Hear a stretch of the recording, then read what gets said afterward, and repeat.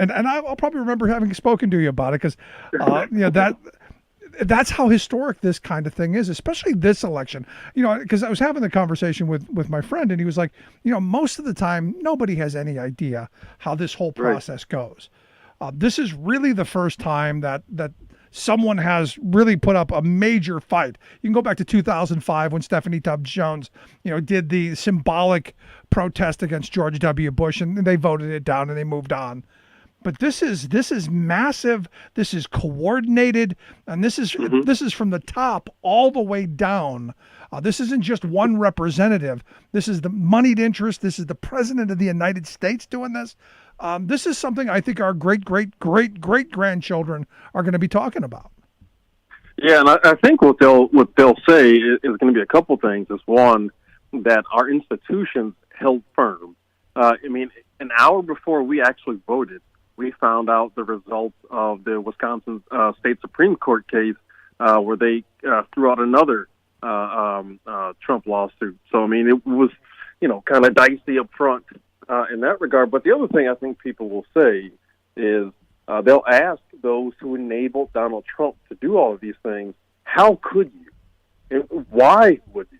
I don't think history is going to look kindly on those who helped perpetrate these lies by Donald Trump. And I think, those of us who did our job and did so faithfully will be looked upon favorably as people look back on this. Yeah. Now, I think Wisconsin followed the path of people here in Pennsylvania and in Georgia, and I guess Nevada and Arizona as well, where they had like an alternative reality to what you were going through as you were casting legal, actually counted votes for the president of the United States. That they had like kind of a kindergarten play where they got to dress up and they got they did their little thing and we all applauded. That was funny. But there are some people who are taking this really seriously, that there are these alternative electors out there that somehow they think that that's going to be the reality and that's how Trump's going to be reelected. Do you think that's possible? Actually, no. Like many of those states, Wisconsin is a winner-take-all state, and the winner of the popular vote is going to get all of that state's electoral votes. So there isn't an alternate slate of electors. There's the 10 of us who are constitutionally bound to do this, and then there's a group of people who are trying to steal it. That's all that it is. There aren't a different group of people who might be able to do X. That doesn't exist. They're going to try to steal it, but thankfully they're not going to be able to do that. The other group of people are not going to have their ballots counted. Our 10 will count. Our 10 have been certified by our governor, and Joe Biden's going to be our next president. And I'm grateful for that. But your state, you have you've got a horrible senator like I've got here in Pennsylvania. We've got Pat Toomey, who is bad, but probably not as bad as yours. I mean, Ron Johnson has said that, and I guess this is an advancement for him. He has said that the election is legitimate, has acknowledged that Biden is the president-elect, but still tomorrow going to hold his Senate hearing on election irregularities because he claims there are legitimate questions. Are there legitimate questions, do you think? There are only legitimate questions on the sanity of the people trying to steal this election from the American voters. At the end of the day, I have no faith in those Republicans to do the right thing. These are the same group of people who traffic in racist birtherism. These are the same people who would lie to America about the coronavirus. These are the same people who said the night that Barack Obama got elected, they said they were going to make sure this was going to be a one-term president. I have zero faith in them. So it doesn't matter what they say. It is our job to make sure our country goes in a better direction. And 80+ million people said they agreed to do that. Yeah, but Donald Trump got the most ever votes for a loser. Yeah, I mean, he is welcome to that silver medal if he chooses to wear it. And I'm not worried about Donald Trump, his acolytes, and his sycophants. I'm worried about Joe Biden, Kamala Harris, and this new administration, and how we're going to push this country in a much better direction, in a direction that's going to help all Americans. And, again, we're going to have a president that's going to take the coronavirus seriously. We're going to have a president who's not going to skip briefing meetings to go golf, right? We're not going to have a president who is going to lie to Americans and make them believe these things aren't real. That's what I'm looking forward to. Donald Trump can say anything he wants. He can claim that he just simply didn't win or that I don't care. I'm so done with him. I'm looking forward to a president where I don't have to wake up the next day and wonder, what the hell did this guy say today? Yeah. Right? Someone who's not going to say you should inject bleach into your body to cure the coronavirus. I'm so over that. I can't wait to have just quiet and just normalcy, right? And I just can't wait. And I'm glad I get to be a part of it. Yeah, I pine for the day of boring as well. Right? But it's going to make my job much harder here. But I'm okay with sure that. We'll have something to talk about. I'll figure something out. I'm okay with it as long as the country goes in the right direction. Now, there are a lot of people, Korea, who are saying that the 126 Republicans who signed on to the lawsuit and potentially are going to be the ones in January who cause a major disruption, and I'm sure there will be a number of them. There are folks who say that we should be holding them accountable for treason or sedition or whatever charges. Do you think it's incumbent upon us to hold those people accountable? I'll just leave it there. Do you think we have to hold them accountable for these actions? I do, but I think we need to do so in a different way. I think the best way to hold them accountable is by simply voting them out and voting in sensible people who value American voices and American votes. I mean, you can clearly see that there are a group of people who value democracy, who want to be the champions of us and our voices. And there's the other ones who just want to retain power, who don't have any interest at all in actually getting something done and protecting our country, our way of life, and protecting people from this virus. These are the same people who claim that they're so pro-life, but will simply say, well, it's only 1% that will die. I'm so beyond done with it.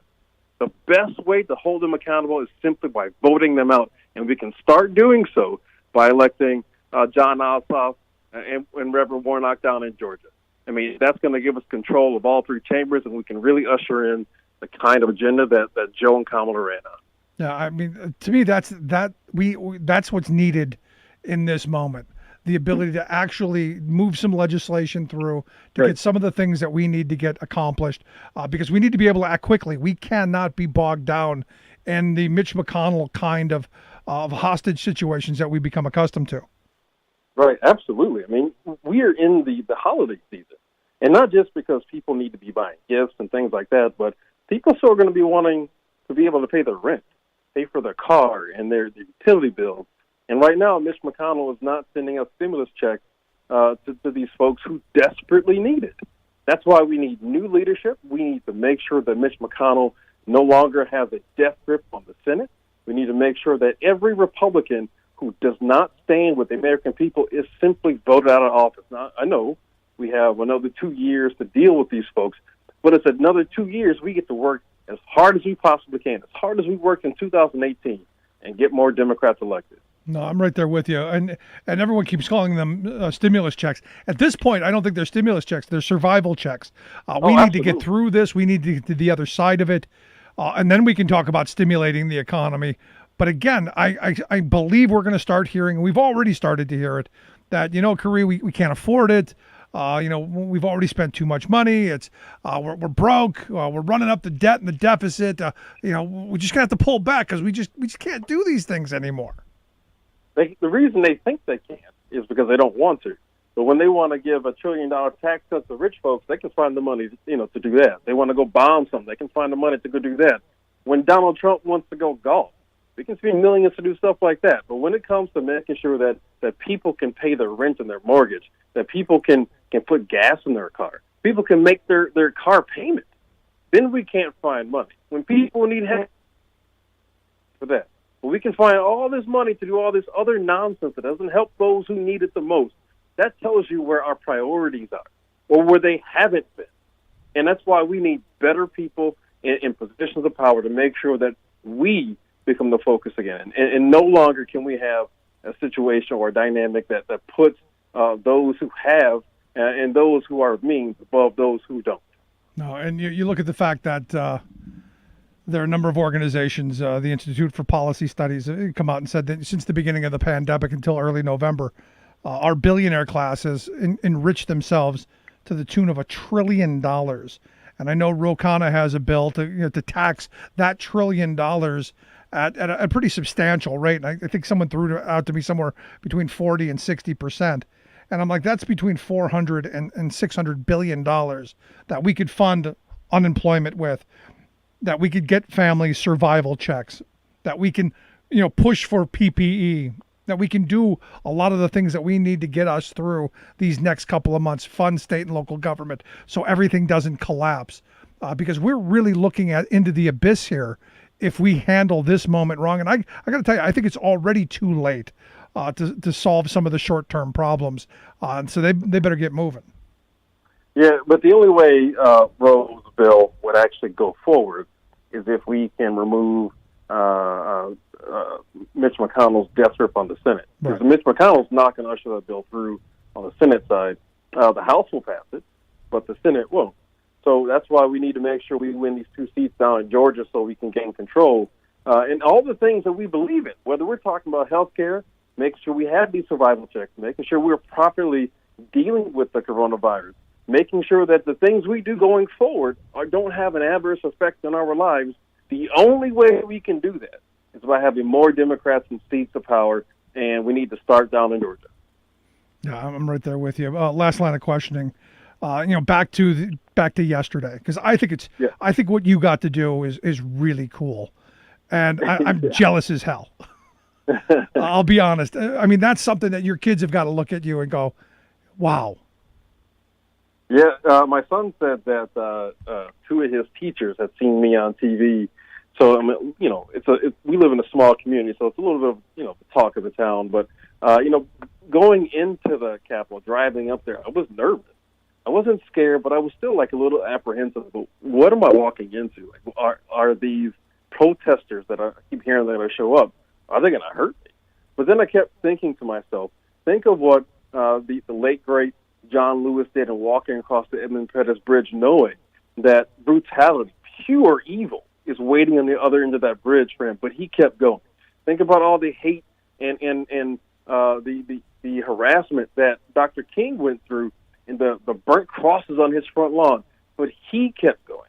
Think about the death threats and harassment that Malcolm X got, but he kept going. So I reminded myself, these folks have done far greater things than what I'm going to go do. I'm going to keep going too. Corey, I give you nothing but the utmost credit. Good on you, and I look forward to talking to you again, my friend. Anytime, my friend. And if I don't get a chance to talk to you before, Merry Christmas and Happy Holidays. Back to you and your family as well. Thanks so much, Corey. Our good friend, Corey Pennybaker. And look, like I said, I don't say this often because I don't get jealous often. That's a pretty cool thing to be one of the 306 people who put Joe Biden in the White House. Pretty impressive stuff. Gonna take a quick break. Right back. Stick around. Listen to the Rick Smith Show. Remembering that united we bargain, divided we beg. Rick Smith.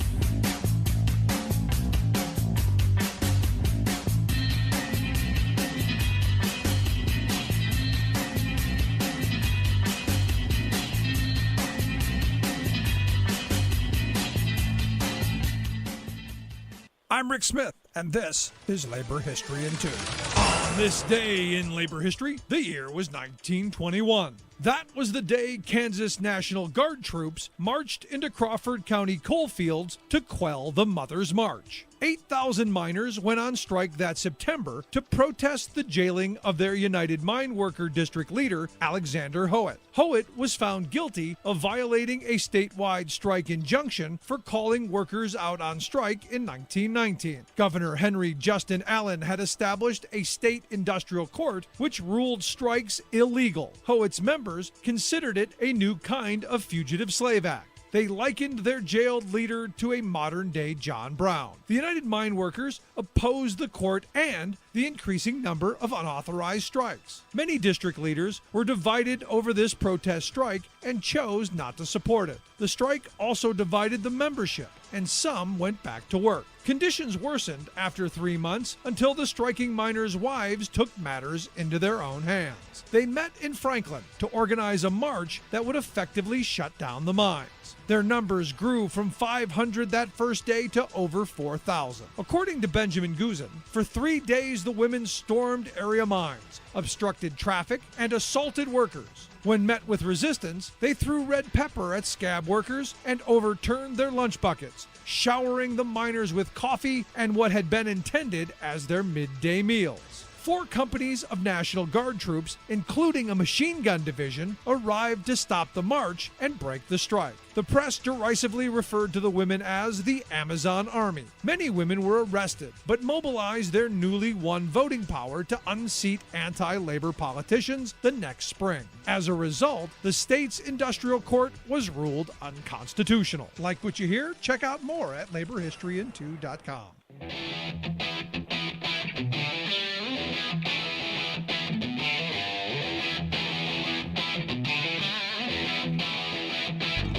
Welcome back to the Rick Smith Show. Now, here is Rick Smith. Here's a really great story that a listener sent me. This story in Maryland of a waitress who just before the county's COVID-19 restaurant shutdown hit, this customer left them a $2,020 tip on a $33 bill. And you hear these stories and you go, "Wow, this is incredible. This is wonderful of this person." And they wrote on it, "Good luck, stay well." And you go, "Wow, that's really impressive." And it is. It's really a wonderful act of generosity and charity. But here's where my mind immediately went, "Well, this is great. While I love the fact that someone was charitable and thinking about someone else, we as a nation should be doing better." And another listener sent me this story of Mackenzie Scott, who formerly Mackenzie Bezos, the 18th richest person in the world. Evidently, she has given away something like $4.2 billion in the last 4 months, and she's looking for ways to give away more. Now, her wealth, this is the amazing thing about where we are. Her wealth has jumped $23.6 billion in this year alone. She's now worth over $60 billion. And she's giving money away as fast as she can. And she's got people out there looking, to all these different places. And you go, "Wow, that's fabulous." They gave money to 384 different groups. They've given it to 30 institutions of higher education, tribal colleges, historically black colleges, 40 food banks, and that's fabulous. All this stuff, that's great. And my mind goes to, well, while charity is a good thing, and thank you, this is something we should be doing as a country as a matter of course. The fact that this woman has $60 billion and saw $23 billion increase in 1 year is staggering. And the reality that she's going to pay a lower tax rate on that $23 billion than someone making $100,000 driving a truck or working, on a construction site, which if you put in enough hours, you might be able to do. You work 70 hours a week, 80 hours a week, you might hit $100,000. I know guys who work for trucking companies who work 10 shifts a week so that they can make that $100,000. And they pay a higher tax rate than someone who pocketed $23 billion. There's something wrong with our tax code. There's something wrong with the way that we distribute the wealth of this country. Now, there are those who say, "But Rick, you're just being jealous. You're just being, you hate rich people." No, I don't hate rich people. I just don't think they should be as rich. There's a point at which you can only spend so much. And yesterday we had a very rich guy on, Morris Pearl, the head of the Patriotic Millionaires, who's very clear. Rich people can only spend so much money. We need to get it into other people's hands so that businesses can get that money. Mine is a very, very business friendly kind of position. A much higher tax rate on businesses and on wealthy people. A lower tax rate on working people so that they have more disposable income so that they can then go consume those business interests. And the money goes back through the businesses and they make profit off of it. That's the way the machinery is supposed to work. What's happened over the last 40 years, Reagan forward, is this idea that, well, if we just gave the rich people all the money and cut out all of that in between of giving it to the workers and them spending it and the business owners having to work for it to get it, it'll be better. And if you look at the anger in the average working class person's face and the struggles that people have, it ain't working. I sat today and listened to an hour call with the group One Fair Wage. They are working to get rid of the tipped minimum wage. They are working to give restaurant workers and tipped workers some voice in the job, which are overwhelmingly women. And the stories that they told of, and especially in this pandemic, they actually came up with a word. It's no longer just sexual harassment that waitresses and servers go through. It's now what they're calling masculine harassment. Where and some of the things they said were just incredible. Hey, take your mask off so I can see your pretty smile, or hey, take your mask off so I can stick my tongue down your throat. Disgusting things like that. And the number of people that they had are going, yeah, that's what's going on in these places. And by having a tipped minimum wage, and I've been arguing this for decades. This is not new, but it was fresh in my mind today because of this call. The whole system is set up on currying favor. You've got these waitresses who have to, and these servers who they have to smile and they have to put up with the idiotic comments that a lot of people throw out there, and constantly being hit on or constantly being touched or rubbed or you name it. All because, they got to get the tip. They got to smile and play nice and all of that stuff, instead of saying, like I tell my daughter, because my daughter works in a restaurant, of which I'll tell you, I was dead set against from the very beginning because of all this stuff. Because, having paid attention to this, I don't want that environment for my daughters. I don't want that environment for anyone's daughters. And, my daughter's come home with some of these comments, not the obnoxious ones. I'm sure she's saving those to save me from losing my mind and killing somebody. But this is something that no worker should ever have to go through. And their argument is, if we do away with the tip minimum wage, servers become just that. The people who take your order, bring you your food, and don't have to put up with your crap. And I think that's a good world. I think giving women the empowerment to say, no, stop, do that. I'm going to spill this soup on your head. Because I put myself in these situations. My daughter, comes home and says, this happened. And, I think Teamster mentality, I think, working on a freight dock, how I would handle things. And I go, I probably wouldn't have the job very long. And she's like, no, you probably wouldn't. And I certainly wouldn't put up with the kind of nonsense that she says exists. Her goal was she wanted to be a chef. She wanted to go to school, become a chef. Pandemic screwed all that up. So she's working in this restaurant because she wants the experience and all this. And I'm like, find something else. And she's like, no, I really like it. And then it got me thinking, why should she have to find something else? Why can't we fix it? Why can't we make it right? And this masculine harassment that they were talking about, because evidently not just the harassment over the masks, but also sexual harassment during this pandemic has just gone through the roof, because now you've got these people who feel entitled. Now we know you're desperate and you'll do anything for a tip. So we're going to make you really work for it. which is despicable and disgusting, but I don't put it past some. But I'm looking at this going, now is the time to really pay attention to this stuff. And now is the time where we need stronger laws. Now, look, I'm a union guy. I'm going to tell you, there's no way you're going to unionize these small bars and restaurants. There's no way you're going to unionize these servers' jobs, because some of them are short-term transient. I mean, there's so many ways to get around unionizing, which is why we need laws in place.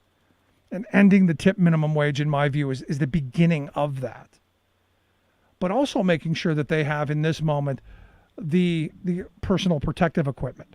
Because now what we're finding out is, while healthcare workers, supermarket workers, and first responders are the ones who are overwhelmingly coming down with COVID, indoor restaurant workers are right up there, because guess what? You're more than, twice as likely to contract COVID if you're eating out. Well, what do you think about the people who are working there?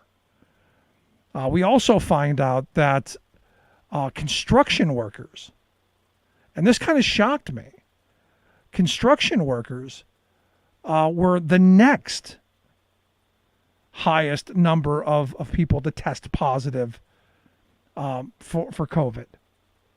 And it's because, people come to work sick, and they're used to coming to work sick. I think about, the industry that I've been in for 30 years. I've gone to work, sick as a dog. I save my sick days for when I feel great and I want to go do something. I go to work, I can be miserable at work, just as easy as I can stay home and be miserable. And that's usually okay, because I work outside and all of that. But in this moment where people don't have sick days, in this moment where people have to worry about, are you going to have to stay off 14 days if you test positive? Can't afford that, because good luck filing for the unemployment, because it's a process. We're in this moment, man, where McConnell and his gang have screwed this country so badly, because they had the summer to fix all this stuff. We had the ability to start preparing for what's coming and what we're in the middle of, and they did nothing. They also point out in this study of workers in Los Angeles, this curative evaluation that they did, that more than 42% of people who tested positive had no symptoms. They were younger people who, they had it, they didn't have any symptoms, but they're passing it on. Hispanics were far more likely than non-Hispanics to get infected. Men more likely than women, I think because women have a further social distancing space, maybe. I'm not sure why, but I think that's probably it. And people who dine indoors. Now, oddly enough, and this goes back to what I said at the beginning, stay the hell away from each other, don't cough on each other, don't breathe on each other. People who say they've interacted with strangers or have been in public places like parks or outdoor restaurants have had low infection rates. So to me, that's kind of a big thing. Being outdoors, good. Being stuck indoors, not so good, especially as we're heading into the winter months. But I'm interested to see how this is going to roll out in the coming weeks and months. Because the day after Christmas, a lot of the programs that were in place because of the CARES Act will now expire. Unemployment's going to run out.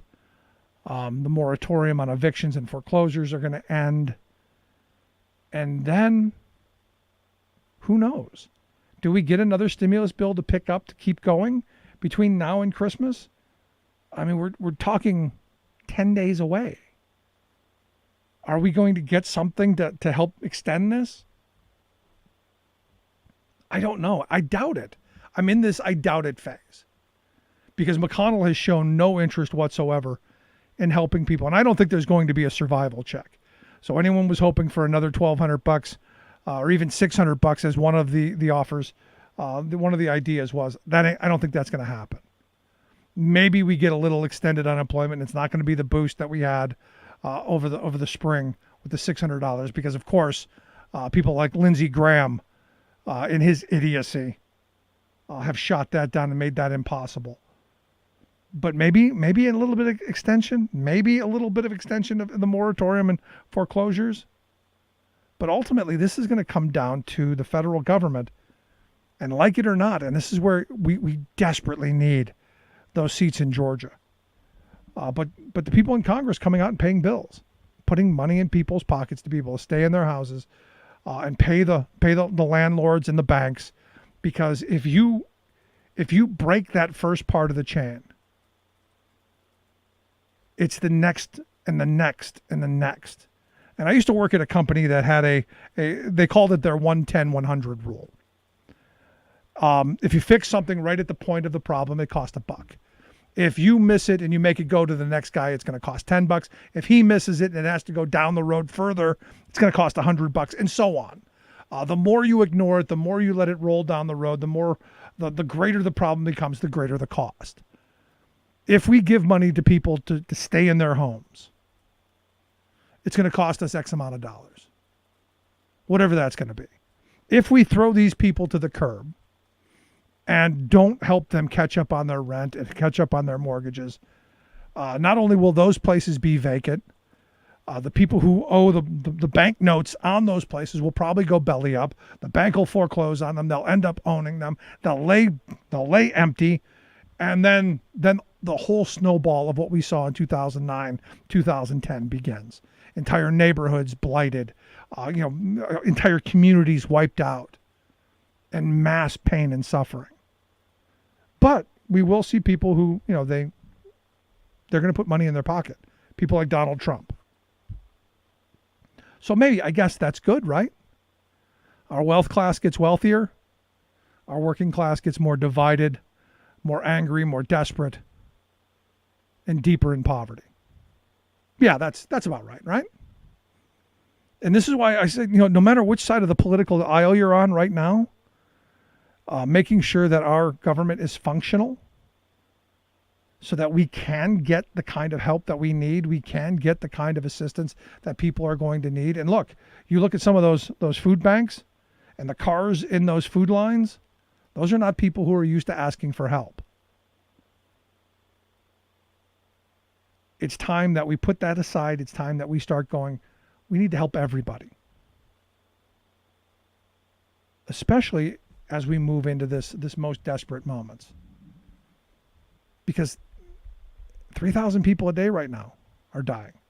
And that's going to jack up here at the beginning of the year. So,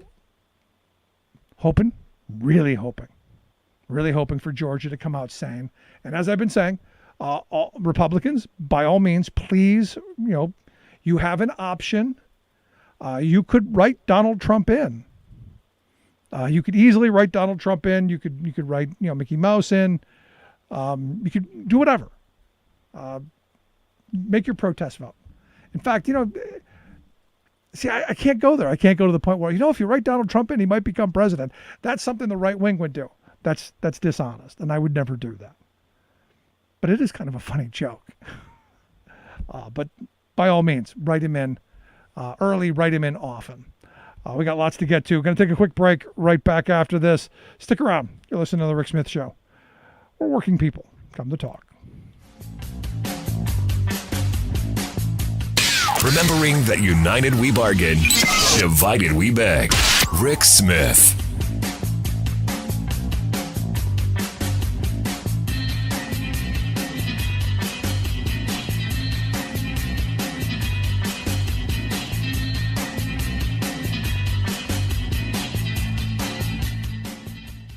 I'm Rick Smith, and this is Labor History in 2.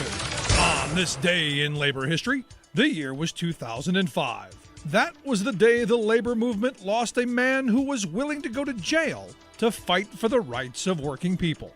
Clinton Jenks was born in Colorado Springs in 1918. He learned of labor consciousness from his father, a postal worker. During World War II, Jenks served as a navigator for the Air Force. He was awarded a Distinguished Flying Cross. After the war, he became involved in supporting the needs of veterans. He served as the president of his chapter of the American Veterans Committee. Jenks became a business agent for the Amalgamated Union of Mines, Mills, and Smelter Workers. In 1950, he helped Local 890 to carry out a 15-month strike against the Empire Zinc Company in New Mexico. The union members were predominantly Mexican-American. The story of that strike was told in the iconic labor film, The Salt of the Earth. In 1951, Jenks was elected president of Local 890. He was jailed for his involvement in labor actions and held in solitary confinement for 16 months. After his release, he was again put on trial. This time, he was accused of being a secret member of the Communist Party. It was illegal for labor leaders to have ties to the Communist Party after the passage of the Taft-Hartley Act. An FBI informant claimed Jenks was a communist. He was tried and convicted.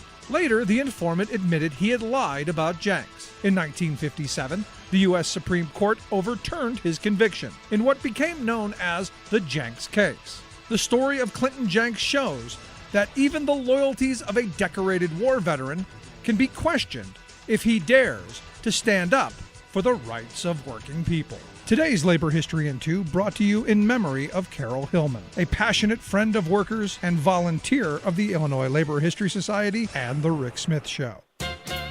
From kitchen tables worldwide, you can hear a chorus of parents chastising their children with the same refrain. Stop playing with your food. Children aside, this rebuke needs to be loudly directed at the profiteers of industrial agriculture. They keep toying with the very nature of food, not to benefit consumers, family farmers, workers, or the environment, but to fatten the profits of Silicon Valley tech giants, food monopolists, and Wall Street financiers. Meet Recombinetics, Inc. It's a high-tech gene manipulation corporation with bioengineers in its labs remaking farm animals. Pigs, for example. Recombinetics wants to mess with the very DNA of Mother Nature's oinkers to make them produce bigger litters to supply the pork factories of brand-name marketers. It's also genetically altering milk cows to withstand hotter weather, so climate change won't reduce the output of huge dairy corporations. Of course, this corporate government collusion to build Franken animals faces a high hurdle in the marketplace.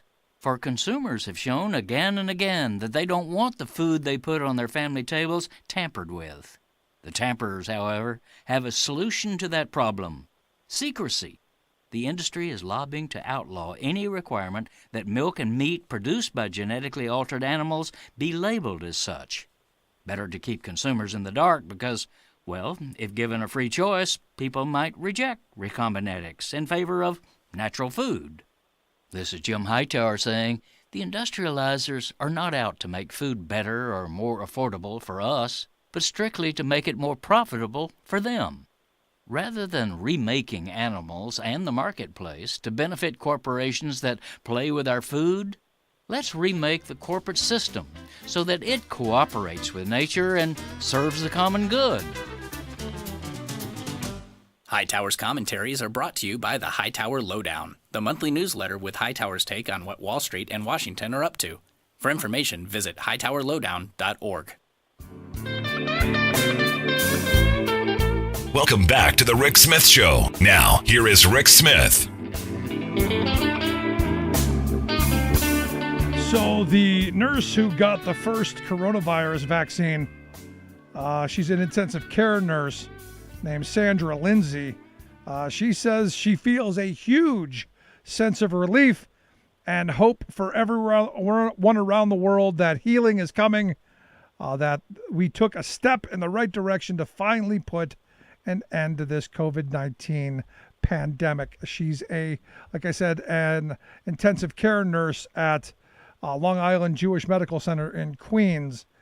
And look, I'm hoping everyone will get behind this. Hopefully we roll this out quickly. Hopefully we get the doses that they turned down over the summer and we have enough for everyone so that the quicker we get through this, the quicker people get vaccinated, the quicker we hit that 70% herd immunity, the quicker maybe we can open things up, get schools back open, get movie theaters back open, and get somewhere back to what life used to be like pre the major screw up that was the pandemic. But getting schools back open is a huge part of it. And here to share some thoughts on what the end of public schools might mean to our country, and well, claiming it's the end of the common good. I've asked our good friend John Shelton to come back and talk with us. John is a professor at the University of Wisconsin Green Bay. He's got a piece out. The end of public schools would mean the end of the common good. John, thanks for taking time for us. Yeah, anytime, Rick. Nice to see you. So walk me through this. I would argue the common good is already long dead because we put a price tag on it. But how would the end of public schools make that worse? Yeah, well, so first of all, I just want to give a quick pitch. The book the article I wrote is sort of engaging with a book. It's sort of a book review called "The Wolf at the Schoolhouse Door" by Jennifer Berkshire and Jack Schneider, where they document basically this sort of surreptitious, now not so secret plan by Betsy DeVos and the likes of her to completely privatize the public education system. It's worth checking out the book. So I wrote this review of it in Jacobin, and where I really kind of concluded when I wrote this piece was that the public education system, right? If you think about all of these other social programs that we expect, or that once upon a time we expected, things like labor rights and universal health care and the right to a job, these things that I think people are talking more about now, especially as a response to COVID. We don't have any of those things. But the one thing that we do have, the one expectation that hasn't been completely, kind of eroded in this country is a public education, right? I mean, everybody gets it. Every kid has the expectation of a public education all the way through 12th grade, without having to pay for anything. And so, that's really kind of what is behind the goal of these, privatizers. They actually want our schools to function completely like markets. They want to put public schools completely out of business. And the reason they do is not just because, they think everything should work like markets, though they do think that. It's because they want to lower everybody's expectations. They don't want to have anything that everybody gets, that everybody has a sort of social expectation around. So, for me, the book was really eye-opening and seeing, sort of how far along things were, and especially in some states like Arizona, was just really mind-boggling. Yeah, I mean, this has been a long process of moving towards privatizing, and one of my fears of this pandemic is out of it, we get that much closer to putting everything online and everything being digitally tracked and doing away with teachers because now we can do it all with robots and AI. Having been through it, I'm feeling a little bit better because people really hate being online and really hate the system that we're seeing right now. Yeah. I have a seventh grader and a fourth grader, and so they're doing all of their school virtually. And for the first few months, it really wasn't, I think, that bad. And their teachers are great. I mean, their teachers are working as hard as they can, and they're doing a great job. But sitting in front of a computer screen all day, it's no substitute for being in a classroom with other kids and being able to interact, in person with a teacher. So I'm with you. I was at the university level. I was really worried about that because I saw this as, something that university administrators would use to, particularly at a place where I teach, which is not an elite institution, they would use this as a way to, sort of, further diminish the quality of education. But what we're seeing, from the students we teach at UW Green Bay is like, they are not loving their online experience. I mean, they're getting through it, but there are a few students who are like, oh, this is great. I want to take all my classes online for 4 years. But, where I worry about this is, there has been this growing privatization movement. And, in some states like Michigan, for example, they've just had a number of online schools, private schools. Betsy DeVos's home state, she's pushed very hard for it. And there's almost no regulations. In fact, in some of these schools, students don't even have to legally have an interaction with a teacher on a regular basis, like a certified teacher. And so what I worry about coming out of this is really, more of a kind of unequal system where the poorest kids, end up sort of permanently shunted into these sorts of private schools under the pretense that they're better somehow than the more traditional public schools. Yeah, that's not just Michigan though, Yeah. John.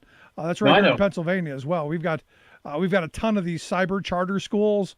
It's not that the charter schools are bad enough. We've gone to these cyber charters, which last I checked, not one of them have made AYP, average yearly progress.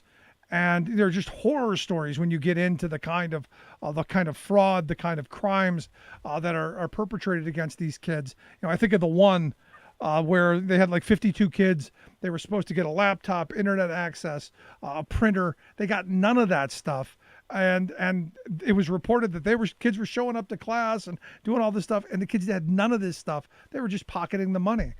Yeah, And absolutely. you go, well, Yeah. we'll put them in jail. We'll hold them accountable. And I go, that's all fine, well, and good. But what about those 52 kids who didn't get a year of education? It's one thing to put the criminals in jail, but what do you do to the victims of this? This is why you can't have this kind of Wild West of education.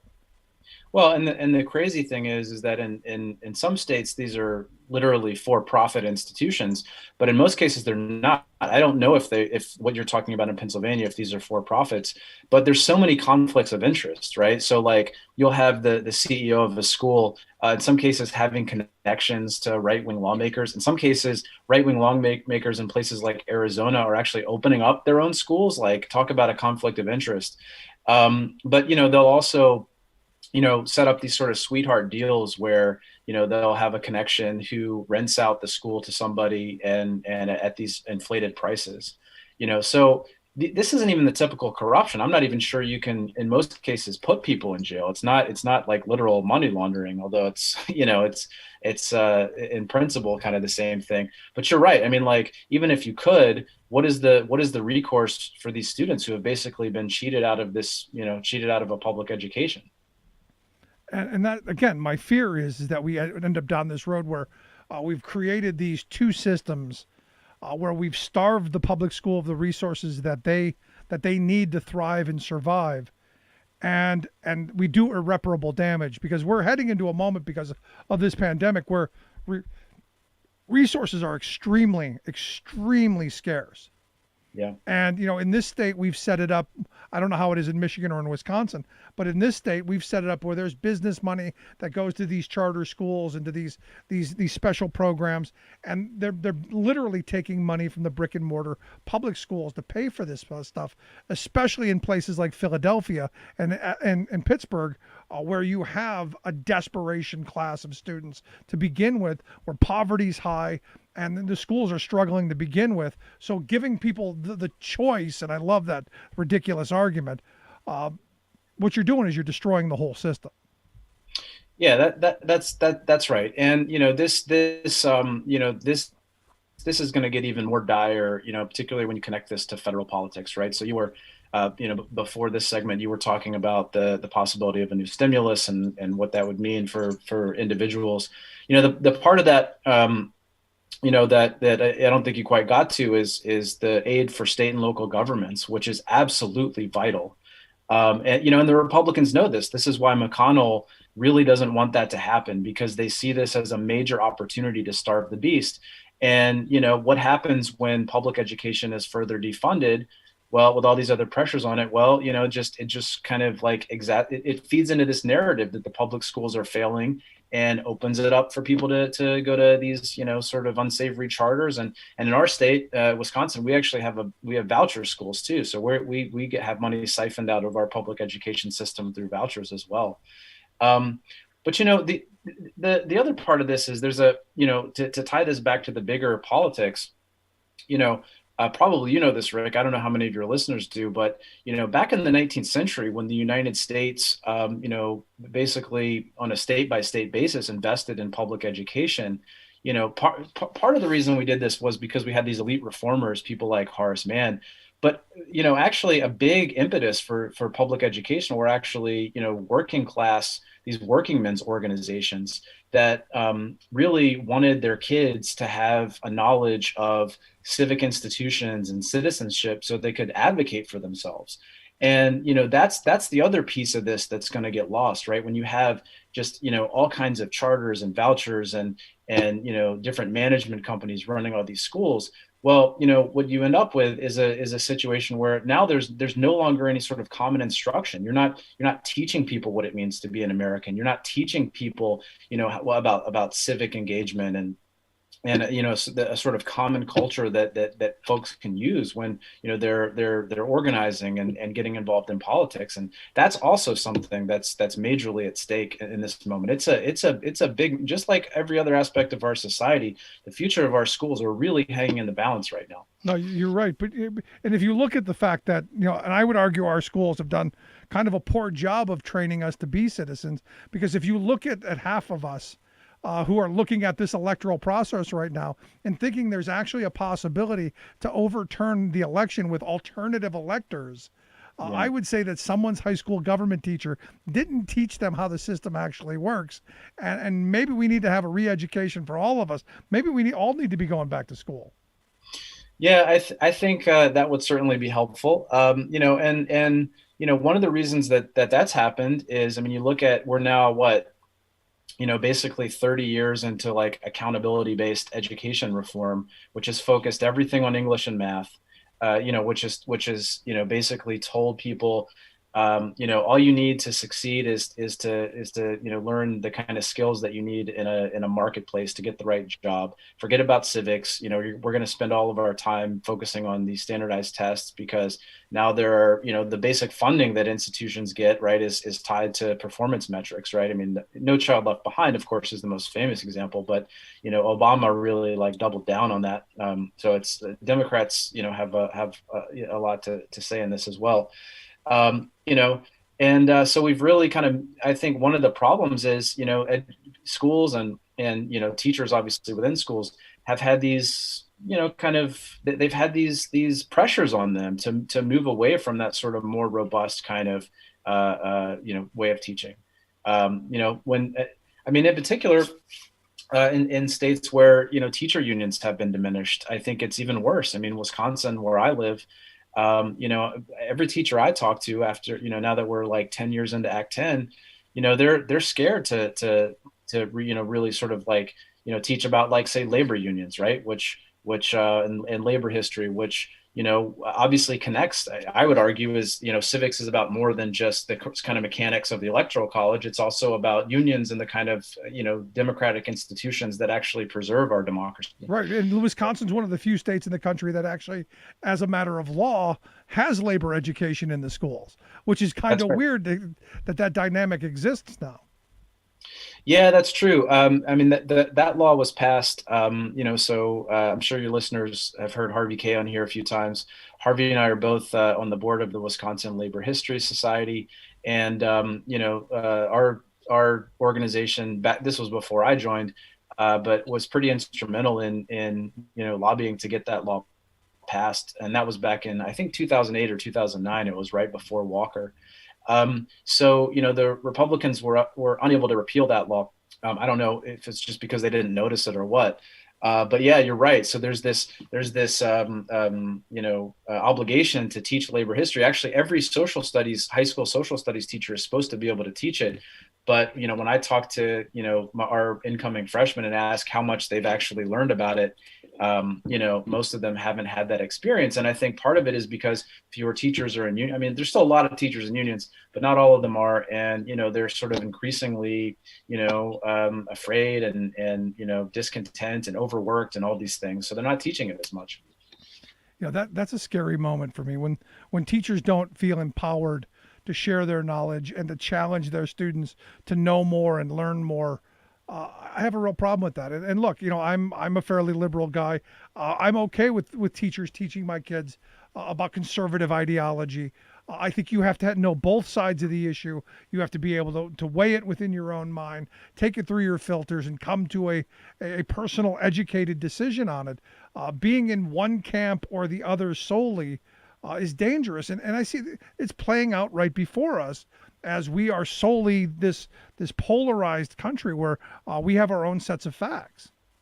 Yeah. And at the end of the day, what you were talking about before with the sort of, conspiracies, separate electors and all that stuff. Every Republican office holder in this country knows that trying to do that, they understand civics. It's not a civics problem. It's really a bigger political problem. And I think you hit the nail right on the head. We are in a scenario where folks on both sides of the aisle, and I'll be honest about this, really are not as willing to hear where other folks are coming from. And obviously, I think when you have Republicans refusing to accept a legitimate election, it's clear that there's one side that's sort of further gone than the other. But I hear this all the time. This idea that universities are overrun by liberal professors who don't want to hear different viewpoints. At UW Green Bay, we have lots of conservative students. I love having conservative students in my classes. And the reason I do is because they're often willing to speak up and challenge, some of the, ideas that the sort of liberal orthodoxy that sometimes exists in a college class. And that's great for everybody. It's great for everybody to hear the other side of the equation, and that's how we build a real civic society, when we can listen to each other within reason, right? I mean, I'm not going to entertain the idea that this election was stolen because there's no evidence, but that we can hear where we're coming from. We can disagree, and that's how you build a democracy. That's how democracy works, right? We're willing to engage on the ideas, and when we disagree, we accept the outcome of the democratic process. And now in the article, you talk about education being, human capital. The idea that we get an education simply to have a job. I guess I was fortunate that I came up during an era that you wanted to have a well-rounded education so that you could have ideas and knowledge about a wide range of things, so that you could engage in debates, and you could engage in discussions about other things that maybe you don't know as much about. But education is now turned into, and I'll be honest, I'm part of it with my kids as well. If you want to get a good job, you got to get a good education. You got to get good grades. If you want to get into a good college, you got to choose a major that's going to help you move into. I'm even partially guilty of that, because things are so tight right now. How do we move away from that commodification of education and move it back towards it's for the common good, as you're discussing in the piece? Yeah, well, what you're talking about, it's a rational response. It's a rational response to about 40 or 50 years of class warfare from above. And, I'm sure your listeners know all this stuff, right? They know the war on unions. They know what's happened with, tax policy. They know how Republicans have tried to basically starve, government. But the piece of this that I think people should pay more attention to is actually how education relates to this. And that's the human capital piece, right? Because we've had both Republicans and actually a lot of Democrats too. I would argue Clinton was one of the worst purveyors of this in the 90s. And so was Obama. Obama too, but Clinton, there was something singular about Clinton, because while he was making this argument that people needed the right education, he was literally negotiating NAFTA and undercutting good blue collar manufacturing jobs. Yep. So we have this mythology in this country that if you want to get a good education, or if you want to get a good job, you have to get a good education, without having any discussion about how do we create good jobs for people, whether they have a college education or not. I mean, actually, the reality is, outside of the really wealthiest folks going to college, most college graduates actually aren't doing so great. I mean, I don't have the exact numbers on the top of my head, but something like 30 to 40% of college graduates in this country are underemployed, meaning that they're not actually doing a job that their degree qualifies them for. And so this kind of myth about human capital is preventing us from having big conversations about what we should actually be doing. And what I think we should actually be doing, here's where we should start. We should start with a jobs guarantee. Now, I know lots of people have different ideas about what's the biggest priority, but coming out of this pandemic, especially when you have so many people who are unemployed, now is the time to start with a jobs guarantee, right? If somebody is willing to go out and work, which is almost all of us, right, they should have a good $15 an hour job with a union at minimum.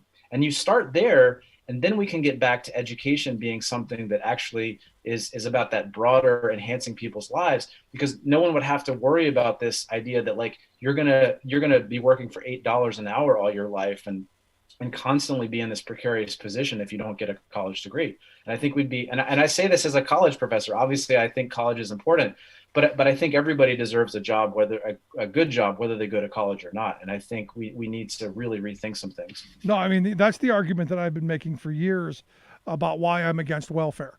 I don't think there should ever be a handout program. I think everything should be a jobs program. I believe in the mentality, if you want to eat, you got to work.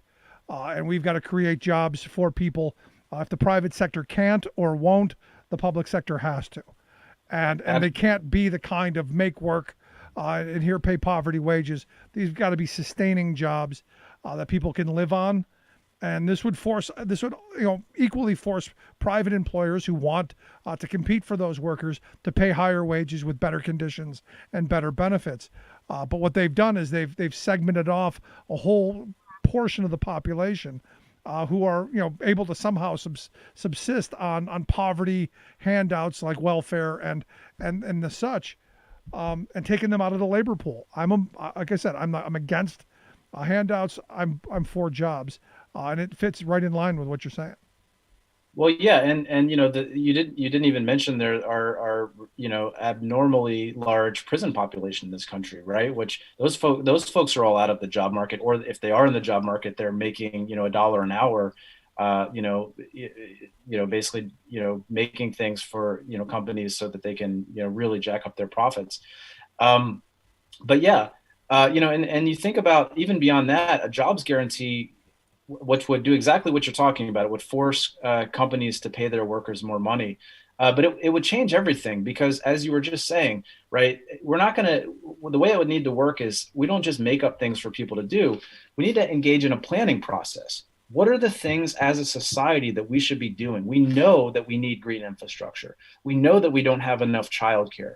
We know that I mean, think about some of the things that the New Deal did back in the 1930s. I mean, there are all kinds of things we could find for artists and historians to do. I mean, digitally preserving documents, painting murals, right? We could have every city and state in this country, engage in a planning process to figure out what would actually make their societies better, and you tie that into the jobs guarantee, Yep, right? absolutely. And so it really would change the entire fabric of our society, which is why conservatives don't want it, right? Because it would take away that huge reserve army of unemployed people who are, basically willing to work for $8 an hour. And you were talking about tipped workers, right? Talk about being precarious, having to rely on, literally rely on, patrons who sexually harass them to make a living. We get rid of all that stuff, and it completely changes the power dynamic in this country. So, that's where I would start. No, and I also argue, we've got a lot of jobs that need to be done keeping seniors in their home. If they had some assistance in their homes, that would be a huge employer. And then we wouldn't be stuck, with Medicaid picking up the cost of nursing care at, $5,000-$6,000 a month. It's insane to me that we warehouse people into these facilities when they could still be viable at home with a little assistance. But that takes vision. And that takes leadership, and hopefully come January 20th of this coming year, maybe we get some of that finally and we start moving in the right direction. But John, I appreciate the conversation and the thoughts. I'd love to have you back. I hope you and your family have a wonderful holiday, and look forward to seeing you in the new year. You as well, Rick. Thanks again. Always love the conversation. Take Good care. Stuff. Appreciate the time. John Shelton, professor at the University of Wisconsin, Green Bay. Make sure you check out his piece. We'll get links out on how you can check out the Jacobin article. Quick break. Right back after this. Stick around. You're listening to The Rick Smith Show. We're working people. Double talk.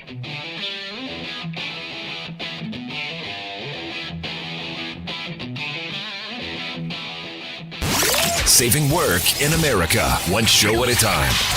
The Rick Smith Show.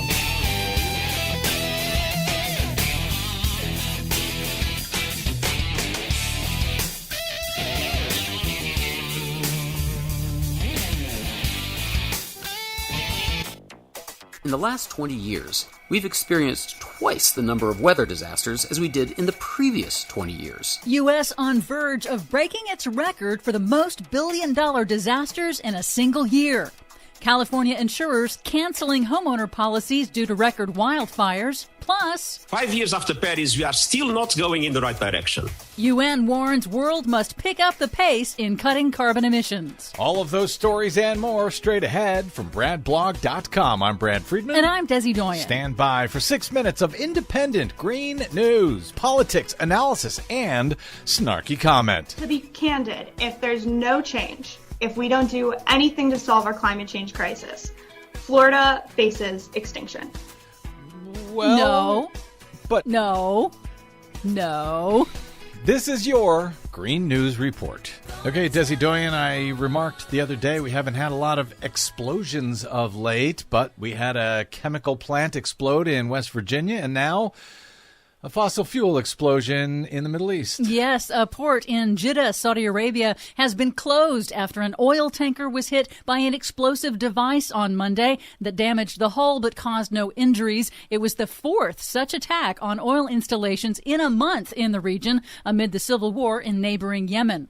Here in the U.S., extreme weather is extremely expensive. According to data compiled by NOAA, the U.S. in 2020 is likely to shatter its previous record for the most billion-dollar climate disasters in a single year. Those are individual disasters costing $1 billion or more each. Final numbers for 2020 aren't in yet, but we are likely to obliterate the prior record year of 16 disasters set 3 years ago with a new record of 20 or more billion-dollar disasters in 2020, from the record hurricane season to record western wildfires to the Midwest derecho and more. Well, why haven't you warned us years ago that climate change would be this expensive? This is the 6th year in a row in which the United States has seen 10 or more billion-dollar climate-related disasters. The American Red Cross reports that this year, 4 times more Americans needed emergency disaster housing than the annual average over the last decade. But remember, we don't have enough money to do anything about it. It's also affecting insurance. In California, 5 of the 6 largest fires in state history hit just this year alone. Bloomberg News reports an increasing number of insurance companies are dropping homeowner insurance policies because of the billions of dollars in wildfire losses. They're dropping fire insurance policies here in California? Yes. That's not good.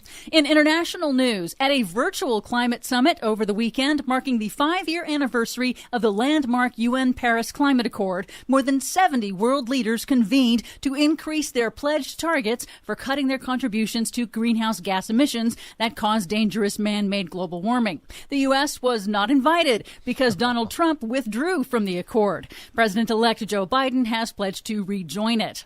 Now, we did withdraw. That took place the day after our presidential election this year. Yep. But now Joe Biden will be able to get in if he asks nicely, pretty please? Yes. Good. The UN reports that progress has been made in cutting the rate of annual global emissions since the Paris Accord was signed. And global CO2 emissions dropped 7% in 2020 due to the coronavirus pandemic curbing fossil fuel use. But the annual global carbon budget report warns that the world is falling behind in meeting the Paris emissions targets and projects that global emissions will need to drop by 7% a year by 2030 to avoid the worst impacts of man-made climate change. So it did drop 7% over the last year, but that was because of the pandemic. Right. And you can't have a pandemic every year, darn the luck. Please no. United Nations Secretary General Antonio Guterres said current Paris targets are not enough to match the scale of the crisis, as the impacts of warming already are hitting the planet earlier than scientists predicted. If we don't change course, we may be headed for a catastrophic temperature rise of more than 3 degrees this century. Can anybody still deny that we are facing a dramatic emergency? That is why today I call on all leaders worldwide to declare a state of climate emergency in their countries until carbon neutrality is reached. Totally fake accent. China, Argentina, the UK all announced higher emissions targets. The European Union went even further, committing to slash their collective greenhouse gas emissions by 55% in the next decade, a much higher reduction than previously proposed in order to reach their net zero emissions target by 2050. Did you say China increased their targets? Yes. Okay, I thought we were told they weren't ever going to increase their targets. Surprise. Some good news. Japanese automaker Nissan became the latest manufacturer to withdraw from the Trump administration's lawsuit seeking to cancel California's long-standing authority to set its own more stringent car emissions and gas mileage standards. And finally, Tasmania, Australia's island province, has announced it has transitioned completely to 100% renewable electricity. Those devils. Very nice. For much more on all of those stories and the ones we couldn't get to today, please check out our website at greennews.bradblog.com. I'm Brad Friedman. And I'm Desi Doyen. And this has been your Green News Report.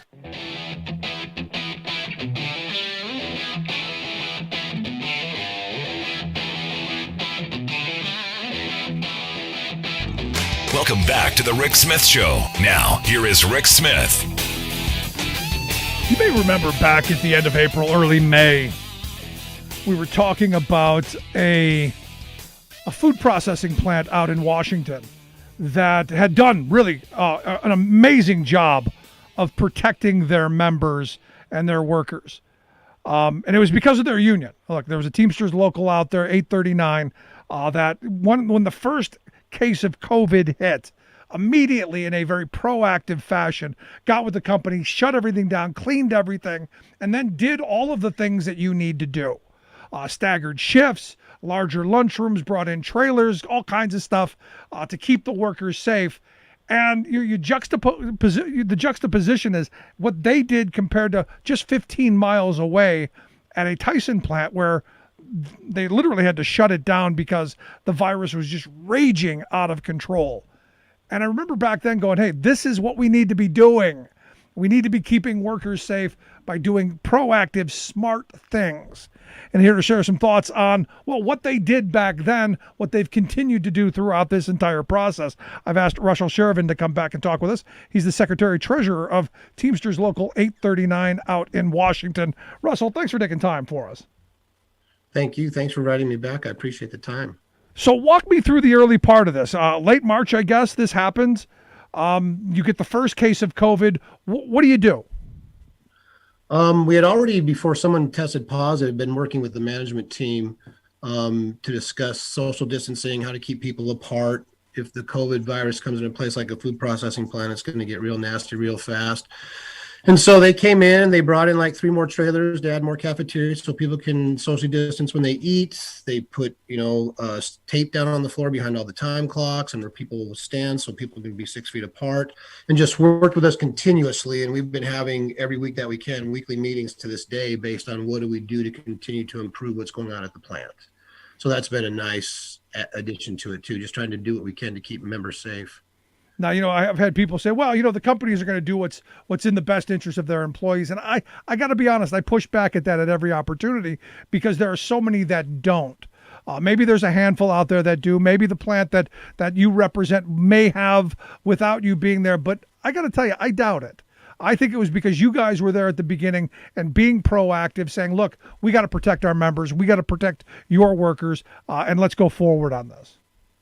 Correct. And like I said, part of it was, we haven't always had a real collaborative relationship with management at this plant. We've had some real tough times in the past, but with the new plant manager who does really care about his employees, he still works for the corporation. So there are still issues that happen due to the fact that they just don't want to slow down, and it's just a grind every day to try to keep people safe, try to keep them from working too many hours, all their days off, because they just want to. Their orders are up, they make French fries and potato, things like munchers and hash browns, and their orders are up, and they just want to keep running and keep their customers filled and happy. And so if we're down a bunch of people, and they just keep running. So we just got to keep an eye on everything and try to keep people safe. You would think, and this is one of those things from a business standpoint, you would think that you would want your workers to be safe so they could keep showing up, because especially in this moment when virtually everything is shut down, most people are cooking at home now. There's not a lot of going out. So obviously your business is going to go up, and you're going to want to fill that demand to fatten the profits. It just seems like there's radical self-interest for these companies to do the right thing. And I'm often surprised how they don't follow that. No, I think that's correct. I think one thing that we've run into is we have monthly safety meetings, a group of my members and myself with a handful of people in the plant. And about 2 months ago in our meeting, I said, with all this extra overtime and all this really extra hard work folks are putting in and working their days off, we're lucky we haven't had any major accidents yet, because we had zero major accidents. And then within about 3 weeks, we had one of our long-term members there get her hand stuck in a belt and tore a bunch of her skin off her hand. She probably will not be able to return back to work. We had a 30-plus year member, 64-year-old woman who working 12-hour shifts, tripped on a shovel and broke her arm, had to have 2 plates put in her arm. And so it's just the constant grind. And we're just saying, you got to slow down and take time and make sure people have some time to rest. And that doesn't seem to work its way up the corporate chain, right? Yeah. That's the problem that we have. That's why we're in there every day, fighting every day, filing grievances every day, and doing what we can to keep people safe. No, and this is why, I've been saying, all summer long, if you don't have a union in this moment, if you're not covered by a collective bargaining agreement, if you don't have a contract like every CEO in this country has to protect yourself, you got to get one. It's Correct. This moment that highlights how vulnerable working people in this country really are. And, I point to what's going on in North Carolina with their labor commissioner who's going, we're not going to do anything extra. No OSHA protections for you because we don't think it's all that important, which is insane to me. But that's North Carolina, a right to work state where business rules. Yeah, we have in our state, we have our governor, Jay Inslee, he set up a program for folks like at our plant who, if they have underlying conditions of a certain age, can just go out on unemployment. So we've had a lot of people take advantage of that program, and I applaud them for doing that, because if you're diabetic or you have some type of pulmonary condition and you're in your 60s, you don't want to get COVID. But it took the plant a long time to replace those guys. So that's why we were so short of people. So it's just, like I said, just the constant work to try to keep people safe and make sure that they're getting paid properly. And like I said, we're filing a lot of grievances every day to make sure that the company's following the contract. And, all around us in plants that are non-union, they've had people where they seem like they've contract traced deaths to the plants. At least none of them are folks that they can prove anyone got COVID at the plant. People have gotten sick with COVID. But yeah, it's been some of the plants around here. It's been really bad. I mean, there's like huge numbers of COVID viruses in the non-union plants around here. That's terrible. So just so I clarify this, you've had no deaths at this processing plant. How many cases of COVID do you trace back to work? Are there many? I mean, because what I've been hearing is that there may be a handful, if anything. Because of the things that you've done, you've basically stopped it in the workplace. Correct. And like I said, you can't control what people do off work. And I think the majority of our people who have come down with COVID got it off work. Going to parties, doing the stuff they're not supposed to do, going to the casinos, doing things like that. I mean, they get a day off, they want to relax. They've been working 12-hour shifts. I don't blame them, Right. And so even with that, they still have a real tough protocol to follow to get in. They got to make sure that people don't have symptoms when they show up. If someone does, they send them home. We've worked out attendance issues so people don't get hit for not being able to work because they might have a symptom, even if they don't have COVID. So we're trying to keep anybody, even with just a symptom, to stay out, until we know they're negative. And I don't think a lot of plants are doing that, right? I mean, that's a big part of what we're doing, is just trying to beat it at the gate, right? No, that's incredibly forward looking.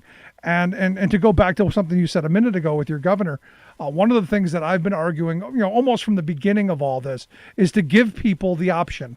I know the right loves to talk about choice, especially when it means privatizing schools, but giving people the choice to go into a dangerous work environment or stay home and protect themselves and be able to collect unemployment and not lose their home or their savings or their health insurance or those things, to be able to exist through this safely at home, and giving them a true option, I think, is the best of all worlds. Because what I think it will do is it will truly take the people who are most vulnerable out of it, let them stay home. But more importantly, it's going to make employers want to create safe work environments and maybe even raise wages to entice those people to come back to work.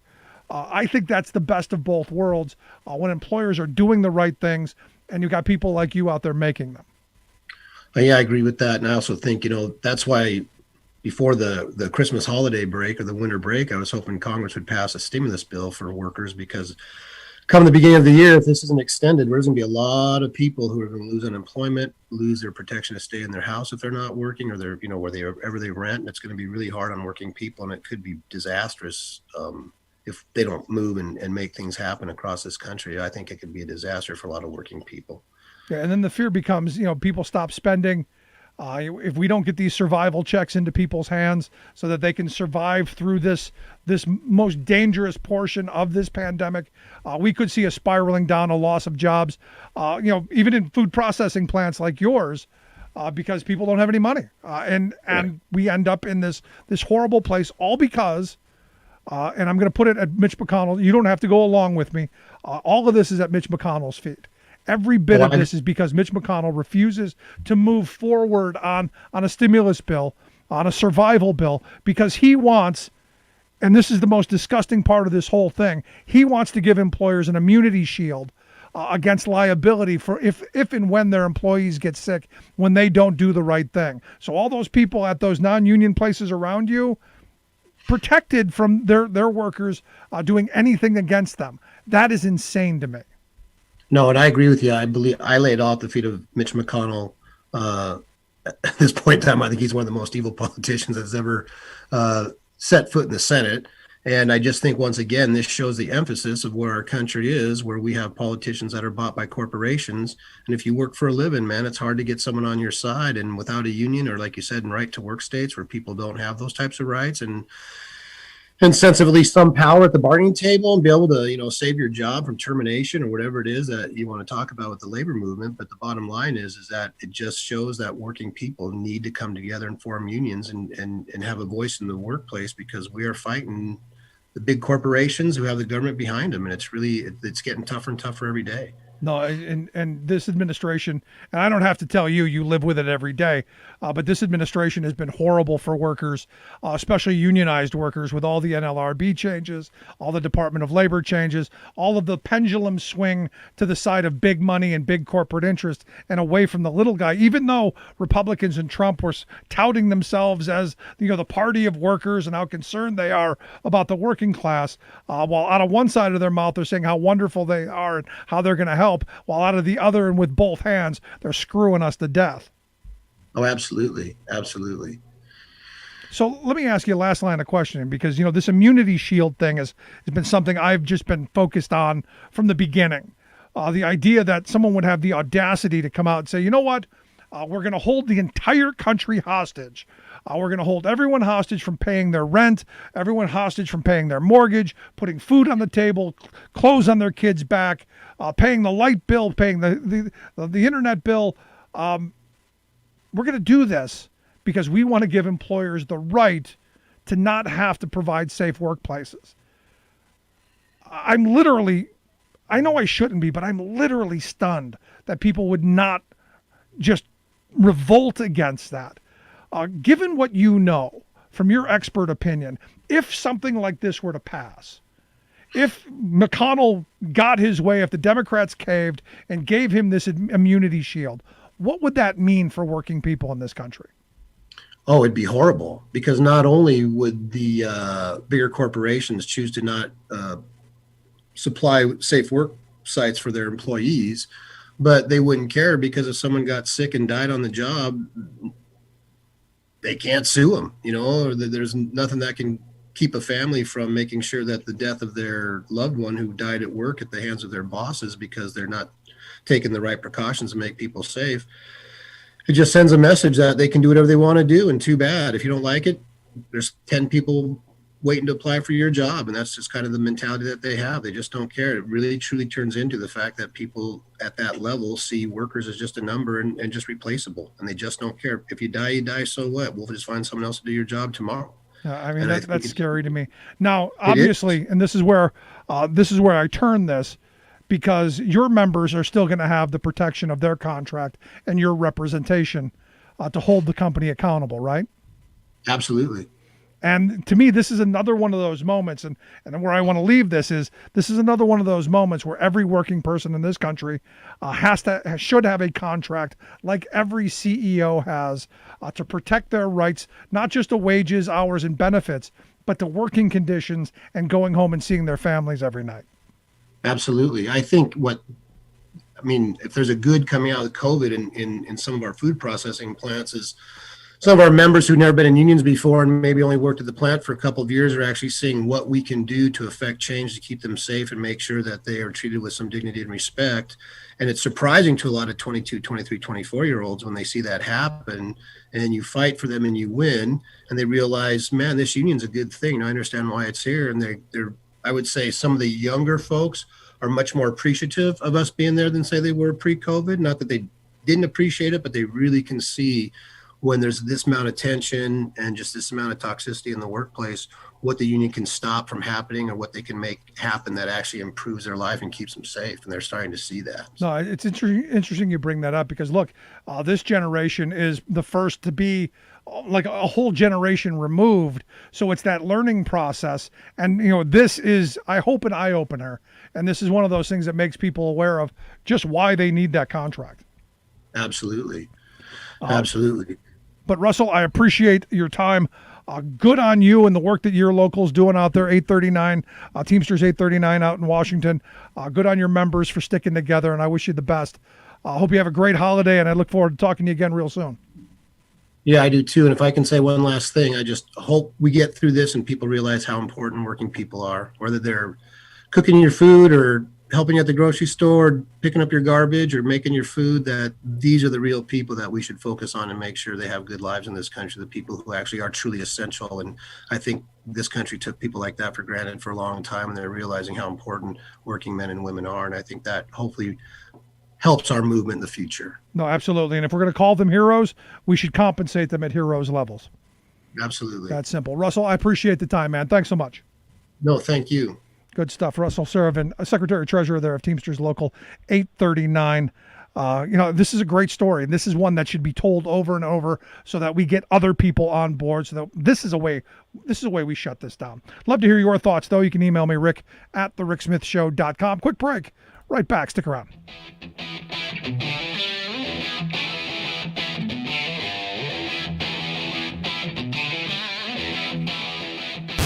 Saving work in America, one show at a time.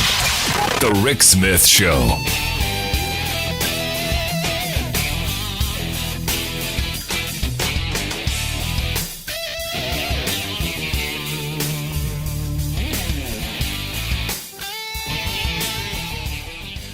I'm Rick Smith, and this is Labor History in 2. On this day in labor history, the year was 1921. That was the day Kansas National Guard troops marched into Crawford County coalfields to quell the Mother's March. 8,000 miners went on strike that September to protest the jailing of their United Mine Worker District leader, Alexander Howitt. Howitt was found guilty of violating a statewide strike injunction for calling workers out on strike in 1919. Governor Henry Justin Allen had established a state industrial court which ruled strikes illegal. Howitt's members considered it a new kind of fugitive slave act. They likened their jailed leader to a modern-day John Brown. The United Mine Workers opposed the court and the increasing number of unauthorized strikes. Many district leaders were divided over this protest strike and chose not to support it. The strike also divided the membership, and some went back to work. Conditions worsened after 3 months until the striking miners' wives took matters into their own hands. They met in Franklin to organize a march that would effectively shut down the mines. Their numbers grew from 500 that first day to over 4,000. According to Benjamin Guzin, for 3 days the women stormed area mines, obstructed traffic, and assaulted workers. When met with resistance, they threw red pepper at scab workers and overturned their lunch buckets, showering the miners with coffee and what had been intended as their midday meals. 4 companies of National Guard troops, including a machine gun division, arrived to stop the march and break the strike. The press derisively referred to the women as the Amazon Army. Many women were arrested, but mobilized their newly won voting power to unseat anti-labor politicians the next spring. As a result, the state's industrial court was ruled unconstitutional. Like what you hear? Check out more at laborhistoryin2.com.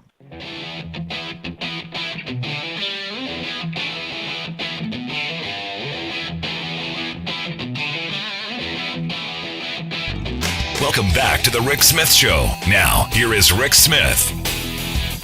I gotta tell you, that is such a good story.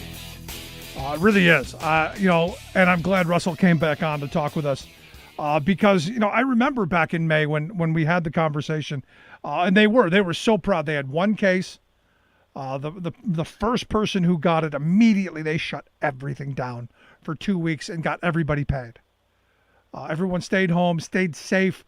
They cleaned the entire plant and brought people back and didn't have anything for months. Now, look, you can't stop what people are doing on the outside. You can't stop them, living their lives and contacting other people. And this is one of those things where, we're our own worst enemy. But in that workplace, they were doing the temperature checks. They were doing, all kinds of distancing and reimagined workspaces and re-engineered stuff to move people around so that you weren't constantly, hovering over, had, the PPE that people needed. It really was one of those stories that should have gotten, much more attention. And the reason that it didn't, is because this is an example of why working people need unions, why you need a contract, why you need a representative. Because most people aren't going to assert their rights. Most people aren't going to stand up and fight for themselves. And that's just the sad reality. Because when you're in the employer-employee relationship, or as some of our laws still refer to the master-servant relationship, most people don't want to tick off the boss. So they'll put up with the indignities. They'll put up with working in unsafe conditions. They'll put up with an awful lot. Which is why, again, I keep coming back to why you need to have somebody who's not afraid to speak up, why you need a representative, and why you need that contract. And I'm hoping, and Russell alluded to this as well, that, I'm hoping in this moment in history, when we get to the other side of this, people remember how dangerous the working conditions were. People remember how their bosses treated them. And if they helped or if they harmed them. If they created a safe or an unsafe working condition. Regardless if you're, it's a hoax or it's not a hoax or wherever I'm wearing a mask or I'm not, how did your employer treat everybody? What conditions, what safety precautions did they take to protect you? That's the thing people are going to remember.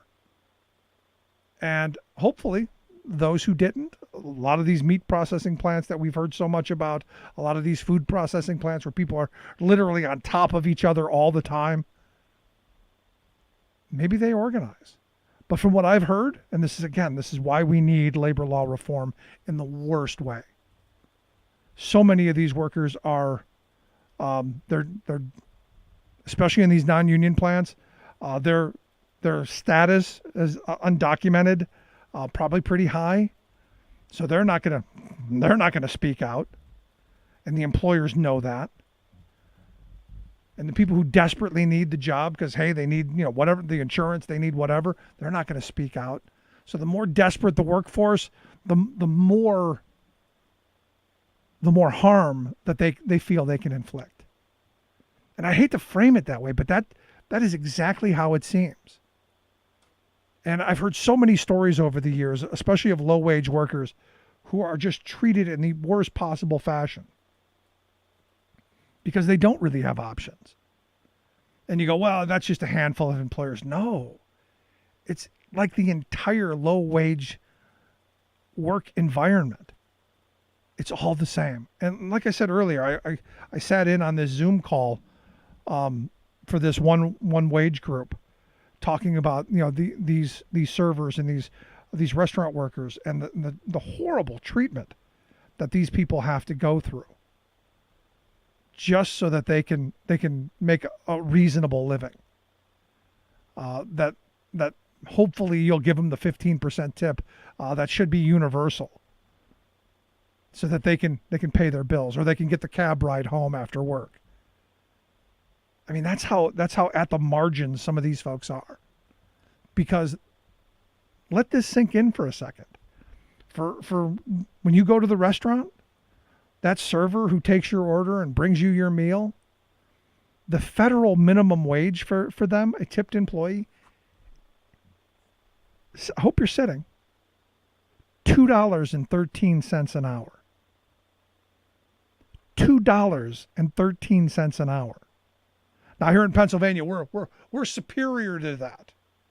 We're much better than $2.13 an hour. It's $2.96 an hour. So much better. And you had people advocating, well, we should give those workers paid sick days. You know how much a paid sick day would be for a tipped employee? Like $18. Like $20. You can't live on that, which is why we have, in the middle of a global pandemic, people who are sick coming to work. We do dumb stuff. And again, that's why I'm such an advocate for labor unions and people like Russell. They're going to be the ones who are going to say, this is insane, and we're not doing it. And if you have to go to the Hollywood kind of mentality with the tattoos on the knuckles of love it and hate it, I'm okay with that. I've never seen it. But if you want to go Hollywood, I'm okay with it. If it means that we get safer working conditions, we get better wages for people to be able to support their families, especially in this moment, while we're calling them heroes and heaping praise on them and putting them up on pedestals, while underpaying them and cheating them out of safe conditions, I'm okay with the tattoos.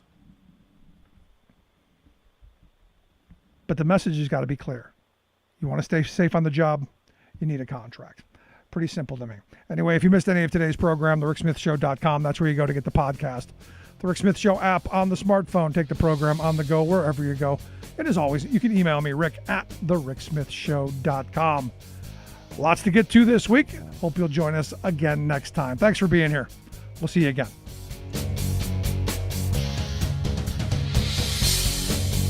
You've been listening to The Rick Smith Show. Email Rick at rick@thericksmithshow.com. Until next time, this has been The Rick Smith Show, where working people come to talk.